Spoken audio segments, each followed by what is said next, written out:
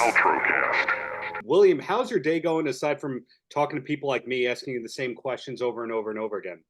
No, everything is great. I love it. I'm so proud of this film. So I'm so happy to talk about it. And also, I feel like it's a very important film with D-Day, the 80th anniversary of D-Day, right around that just passed. So I feel lucky that I'm part of a film that's sort of part of history.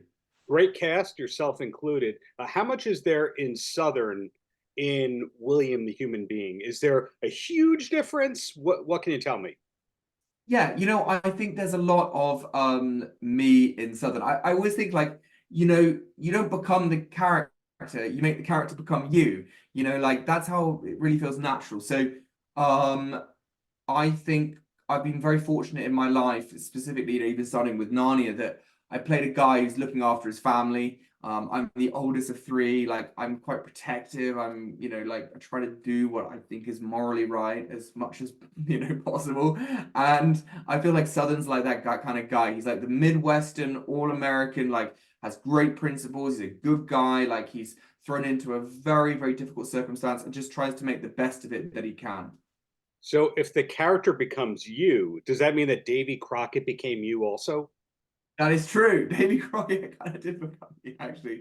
Do you know, I spent 2 weeks with cowboys working like sometimes 8 hours a day, learning how to like rope from a horse, shoot muskets from a horse, how to jump things, galloping, everything you could imagine. I did on that. I even learned like how to do bowline knots. So I Wow. made, yeah, so I made Davy Crockett become me. Like you can't go to Tennessee where he's the state hero and not play Davy Crockett right. So I gave it my best. So, you not only have the physical attributes going, the accent, you've always been consistent with the accent. Where does that training come from? Or are you secretly a singer? Because I find that singers are always great with accents. I'm actually probably the worst singer you've ever heard in your life. And I think if you heard me sing, you'd be like, okay, stop. I go one bar and you stop me. You know what? No, I won't break the audio on this. But I had a great dialect coach called Catherine Beck, who's in Australia. Beck, and she talked to me about diphthongs. She talked to me about Hmm? rhythm. She talked to me about direct like mouth placement, mid vowels, back vowels, front vowels. And it kind of like started to go in, and then I got the voice, but then I sort of had to learn this English body, so I had to learn how to drop the English mannerisms. And then once I put it all together, it was like it like worked, and I feel pretty confident with it. So Murder Company to us is a new movie. To you, you already did it and you've done stuff since then. If IMDb is not lying to us, there's Dead and Breakfast, there's Right. Home Sweet Home Rebirth, etc. Are we allowed to know what's next? Or is it Murder Company forever and ever? That's your swan song. No, I have made some other films, and coming out this year, I have Home Sweet Home Rebirth, which we're going to premiere in Bangkok, and that's an American release. I think it will be on Netflix or one of the big streamers. I think they actually want to do a theater release. Like I've seen the trailer, it looks amazing. It looks like a huge budget movie for what we shot it for. So I'm really looking forward to that. Again, I played an American cop, which was really, really fun. And going to it's not every day that someone says, hey, you want to go to Thailand and shoot a movie? You're like, yes. So that was a great experience too.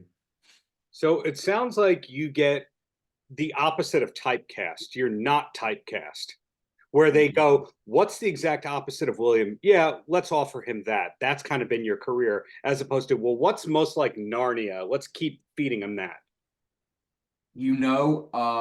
I'm so grateful for that because it's kept my mind going. My mind, you can probably tell, moves very quickly, and so I can get bored quite easily. And some people say that might be undiagnosed ADHD. I really hope it's not. But the reality is I like variation, and I'm very grateful that I've done Davy Crockett, I've done Edgar Allan Poe, I've done On the Line with Mel Gibson, I've done Murder Company. Like I'm so blessed and so lucky that I've made films that I'm proud of, that I would watch. So hopefully this train keeps on rolling. I hope so too. Now, three questions before I let you go, and all positive things, but there are learning more about William thing. The first one, that looks like a Pink Floyd album cover behind you. Absolutely right. You nailed it. It is a Pink Floyd album cover. I love Pink Floyd. Hey You is my favorite album, and I just think they did. I mean, not that I'm trying to tie it back to Motor Company, but they did something kind of similar. You know, they talked about social problems, but they did it with music. You know, they talked about what was Yeah. going on at the time. You know, and like they had something to say. You know, like it's not just entertainment, it also has a message. So that's why I love Pink Floyd. Yeah, they were talking about Big Brother pretty much before anyone else was talking about Big Brother, for better and for worse. That's right. That's right. Next question. Does anyone get to call you Bill, Billy, or Will, or are you William to everybody? You know, all my friends call me Will. Literally everyone calls me Will. My family calls me William. But everyone calls me Will. You know, Bill is not a big thing in the UK, but Will is obviously a big thing. So you will always meet a Will, a Rob, a Ben, wherever you go here. So it's just Bill Nighy. Is that how you say it? Nighy? He's the only Bill that's a working actor in England. Only one. He's the only one I've ever met that is a William but a Bill. And then the last question before I let you go, all we really know about is your career when it comes to you. You've maintained mystique. What's the number 2 hobby or passion outside of the acting craft? You know, I have a couple of things. I love surfing, and I lived in LA for 10 years, and that sounds crazy. That really kept me sane. There are highs and lows. You know, one day you're going out for a huge job, you get really close, you don't get it. You know, you could sit at home and be like, oh, why don't it work out for you? But really, I would just grab my surfboard, call my friends. We'd be in the water at like Venice Beach, or we'd be out at Malibu, and we'd be like hitting the surf, you know, and that feeling of nature, it really puts things into perspective. And I'm a big trail runner. Like I run 30 miles a week while I'm in the UK. Wow. And I play a lot of tennis, around 8 miles a day. Actually, I play a lot of tennis. So I'm a very active guy, and I always just like, you know, I don't sit on things. I just get out and I just do it.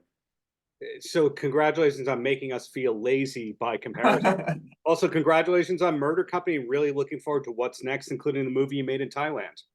Thank you so much. I really appreciate it. Yeah, Murder Company's out July 5th, select cinemas and on demand. Thank you. Paltrocast.